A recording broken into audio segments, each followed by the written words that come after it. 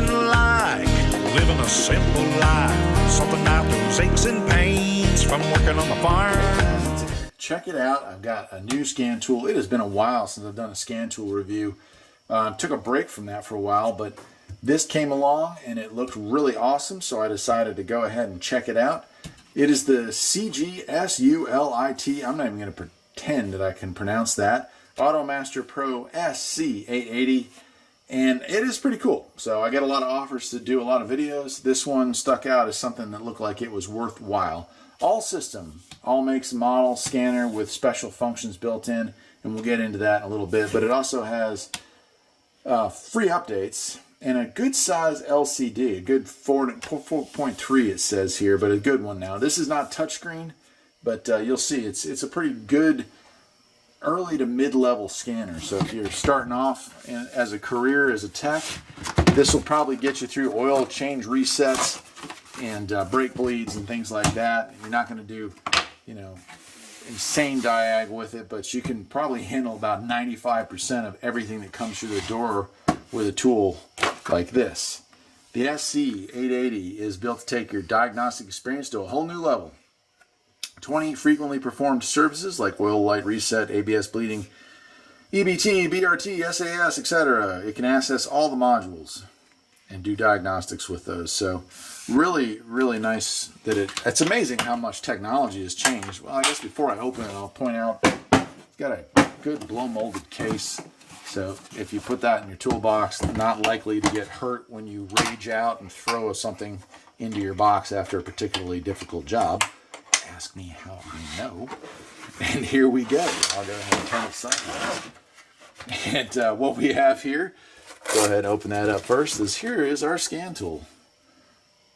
And it's bigger than I thought. I guess 4.3 inches, but I guess I just didn't think about that as far as the size of the overall scan tool. But it's a very big tool.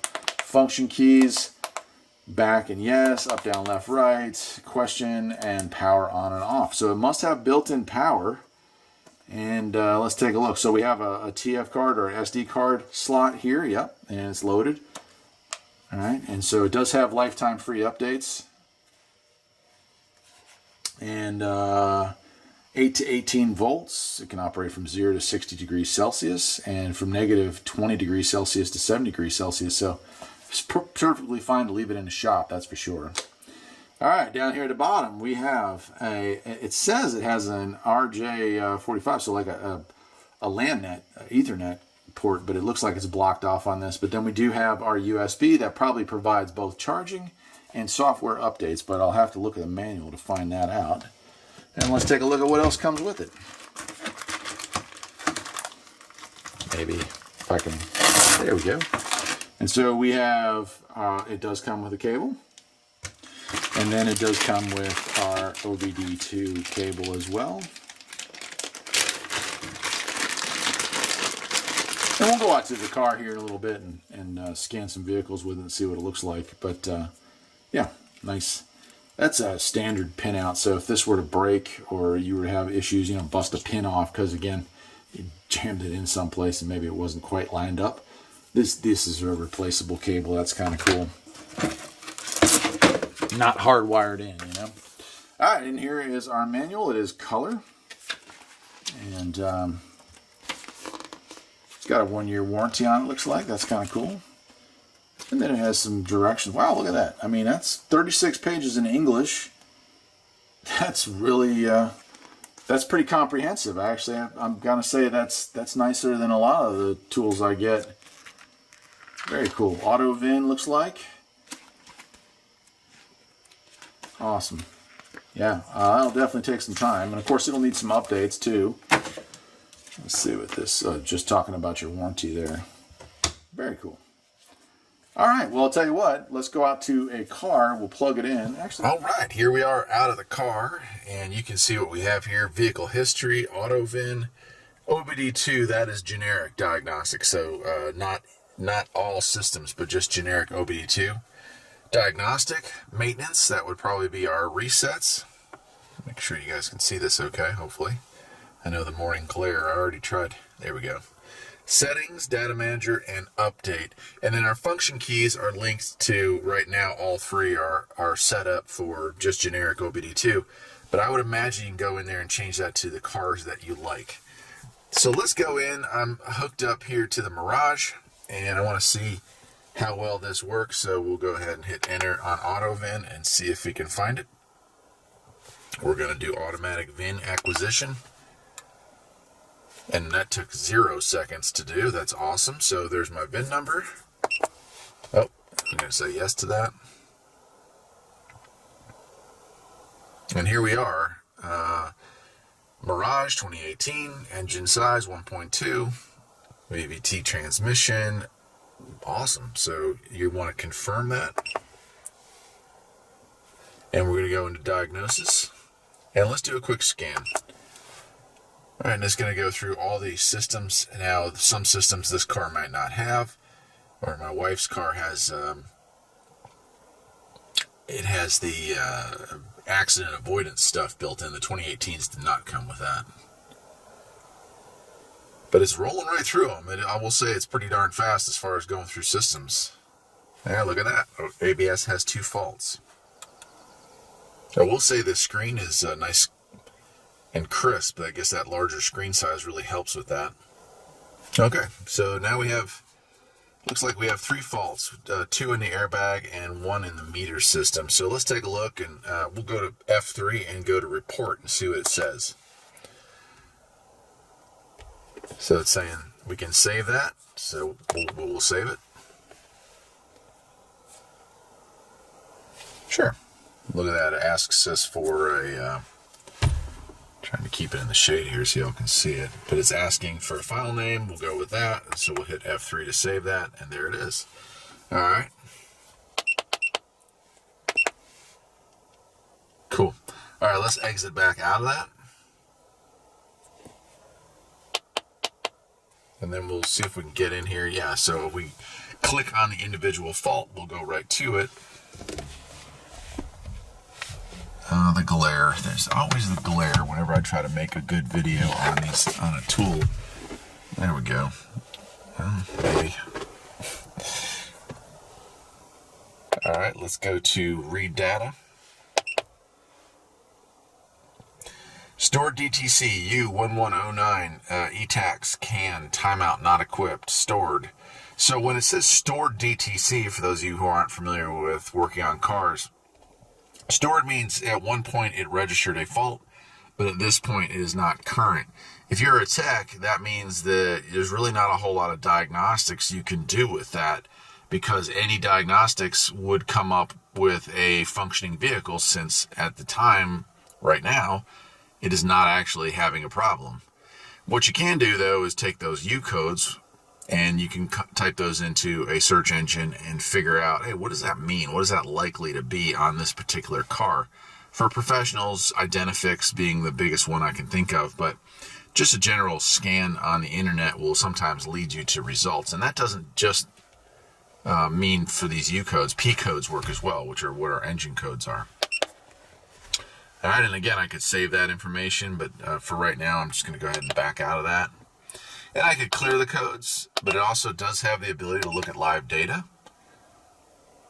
And so what we have here are wheel sensor codes. Obviously, the car's not moving, so, but if I had a code for an ABS code for, right rear wheel sensor is inoperative or value out of range, I can look at all 4 of those wheel sensors and see what's going on. And if the right rear is reading 0 while the others are reading 100 RPM or 1000 RPM or whatever, then I know that that sensor, it definitely either has an issue or the wiring to it has problems. Steering angle sensor is the only sensor that I can think of that we could actually check right now. So we'll go ahead and do that, and then we'll see what comes up. All right, so here's our value. Yeah, and you can see it change. Let me get zoomed in a little bit. I can't move this too much, but you can see the steering angle change as I change the steering wheel around there. So that's how that works. So it does have some great stuff. If I wanted to put it in a graph mode, I could do that as well. Jeez, yeah, impossible to do this. There, you can see it move around there. So that's really cool, man. So very good graphing. I say the graph is fairly clear. So that's nice. Okay, let me exit out of that. Exit out of that. We'll just get out of this whole thing here.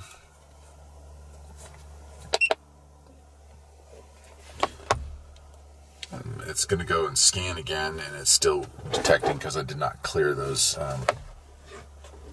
Because I did not clear those previous tests. All right, so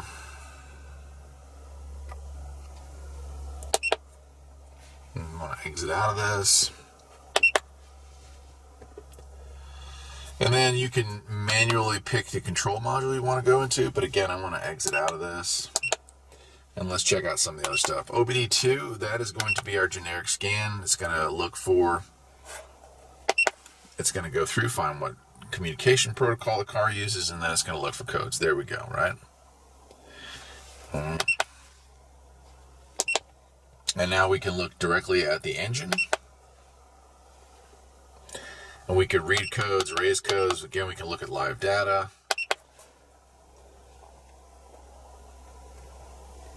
So pretty comprehensive as just a generic scan tool as well. If you wanted to use it for that, like you got all your choice: engine coolant temp, manifold air pressure, vehicle speed, you name it. So very comprehensive when it comes to it's called PIDs in the industry, but that's cool. All right, I'm gonna back out of that and let's take a look at some of the other functions this thing has. Diagnostic, I'm not sure what that is. Okay, so this would be an area where we would be manually entering in a vehicle to get into the subsystem. So that's what that is, just another way in. Maintenance is one that I think is the biggest selling point of this tool. And that's going to be being able to reset. Like we got adaptation resets, air fuel ratio, airbag, ECU, ABS, brake, tire changing size, which is a really cool thing. If you have cars that are available to have multiple size tires, you can recalibrate it so your speedometer stays accurate. Never heard of clutch adaptation, but I guess in some markets where manual transmissions aren't nearly extinct, that's one. We have CVT service, diesel particulate filter. So, I mean, there's quite a bit. Let me go down and see what else we have here. Yeah. Electronic parking brake, evap tests, gear relearn, headlamp.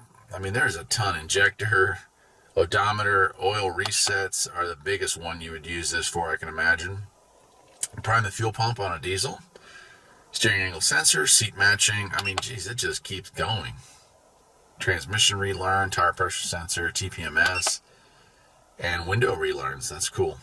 So that function, those 20 functions or however many it was that I just went through, 5 years ago, that would have cost you several $1,000s to have that kind of information available to you. To be able to bidirectionally control these items would be big bucks. So the fact that you can get this tool in this size and do all that for, you know, entry or mid-level techs is like, it's a miracle. It's beautiful. All right, let's back out of that. We can go into settings and see what that has real quick. Language, units, shortcuts is where we would program these bottom pieces in. So for me, you know, like Volvo or Toyota or whatever. Beep, you can turn the beep on and off. So if you don't like the sound it makes when it beeps as you push buttons. You have a display test, a key test, and then about probably gives us our you know, like what level of software each unit has. Data manager, those saved files, they're all going to be in there for review. Right now, automatic scanning results, I think we just saved the one for the Mitsubishi, so there it is. So there's a way to review that. If you have customers who keep coming back with similar problems, you can review those cars. So, you know, if I was doing this for a living right now, I would be marking customer name and then car. And that's probably where that would be most helpful. All right, you have your update. Let's go ahead. We'll click on that, and it says, hey, look at that. Plug it in, and do not disturb, right? So you can go in there and update the system. There we go. And all right, and back up to the top. The one last thing we did not look at was history.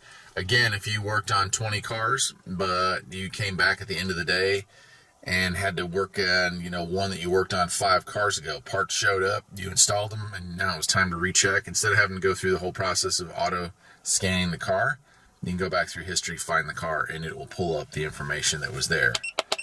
Pretty cool. Pretty darn cool. It's the AutoMaster Pro SC880 from CGSULIT. And I think it's a pretty good scan tool for the money.